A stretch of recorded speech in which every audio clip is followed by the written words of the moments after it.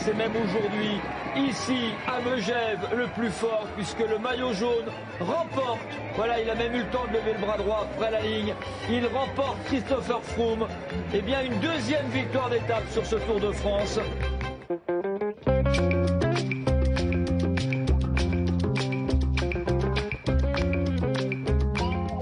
Si vous attaquez déjà la raclette, le vainqueur du jour, c'est lui, Chris Froome. Si vous reprenez encore du gâteau de Savoie, le maillot jaune, c'est le même. Bref, avant d'attaquer le Genépi, dégustez le film du Tour.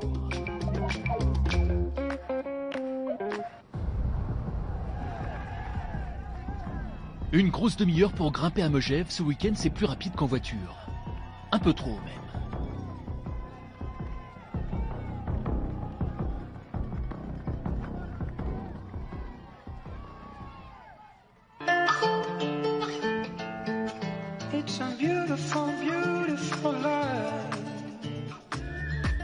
Les Gamelles, lui, c'est au classement. Après sa sempiternelle journée sans hier, TJ Van Garderen rejoint Paris en roue libre.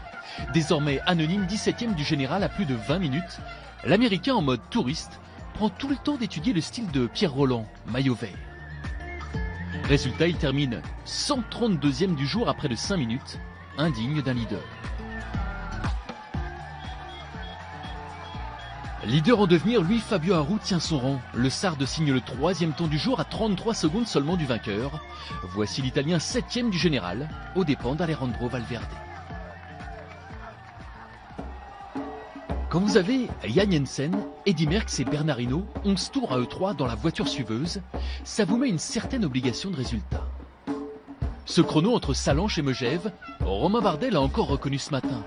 Plus rapide qu'Adam Yates, plus vite que Bauke Mollema, l'Auvergnat fait jeu égal avec Richie Porte. Résultat, le Français conserve sa 5e place du général pour 3 secondes devant l'Australien, le podium à portée de main. Clermont-Ferrand peut rêver à haute voix d'un prochain départ du Tour au pied du Puy-de-Dôme pour l'enfant du pays.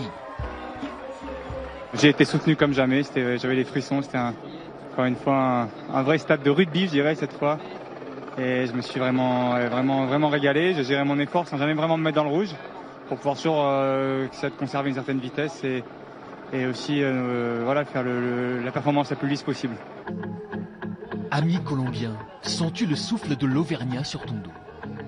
10e temps du jour, Nairo Quintana concède plus d'1 minute supplémentaire sur la route de Paris. Ce n'est pas un jour sans, mais 18 jours sans que Nairo Quintana a connu depuis le départ de ce Tour de France. Il a essayé de relancer dans la traversée de Combloux, mais environ 25 secondes de perdu sur Romain Bardet. Tant mieux pour le coureur français qui va aujourd'hui reprendre du temps au champion colombien. Le fameux Sueño Amarillo, le rêve en jaune du Colombien n'est plus qu'un songe lointain. Le vainqueur de la Route du Sud se réserve sans doute pour la 4e semaine. Reste le podium. Après tout, la 2e place, sa 2e place, n'est qu'à 45 secondes. En colombien, Quintana veut dire Pulidor. On ne va pas refaire l'histoire, mais Richie Porte n'est pas prêt de remettre les pieds à Cherbourg. Maudite crevaison. Depuis 2 semaines, l'Australien remonte le temps et le classement, 4e du jour, en route pour le podium.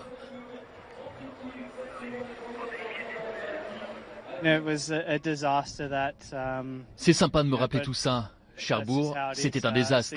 J'ai joué de malchance ce jour-là. Dans le Mont Ventoux, la moto ne m'a pas aidé non plus. Bon, c'est fait, c'est derrière moi maintenant. Je me suis reconcentré et je dois juste continuer comme ça les 2 prochains jours. Nostalgie, nostalgie. À l'heure où on célèbre Bernard Hinault, inoubliable champion du monde ici même en 80, Tom Dumoulin lui rend hommage à sa façon à Neil Armstrong, premier homme sur la Lune un certain 21 juillet. Une vraie fusée ce néerlandais. Sur ce tour, qui dit chrono dit Tom Dumoulin. C'est un peu la même chanson. Tiens, voilà Dumoulin, voilà Dumoulin.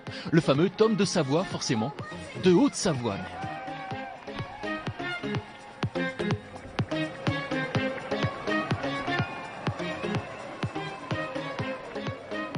Je suis globalement satisfait, mais ça ne devrait pas suffire pour la victoire.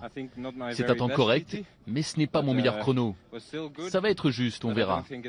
Après la journée d'hier, les leaders doivent être un peu fatigués, mais un Chris Froome en forme devrait améliorer mon temps.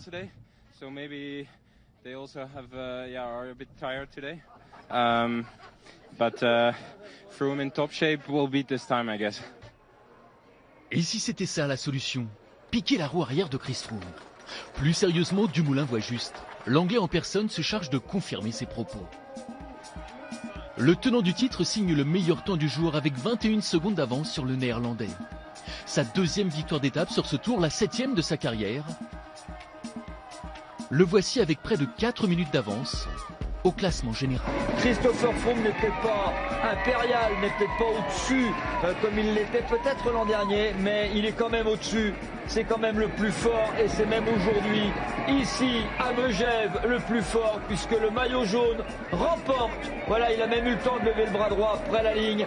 Il remporte Christopher Froome. Eh bien, une deuxième victoire d'étape sur ce Tour de France.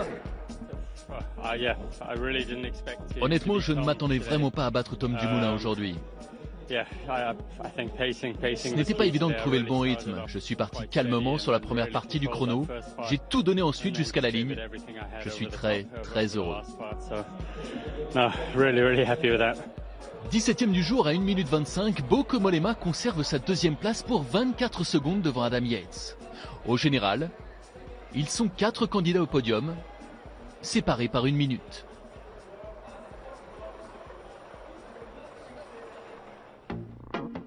Demain, 19e étape, direction Saint-Gervais. Il reste 178 coureurs encore en course.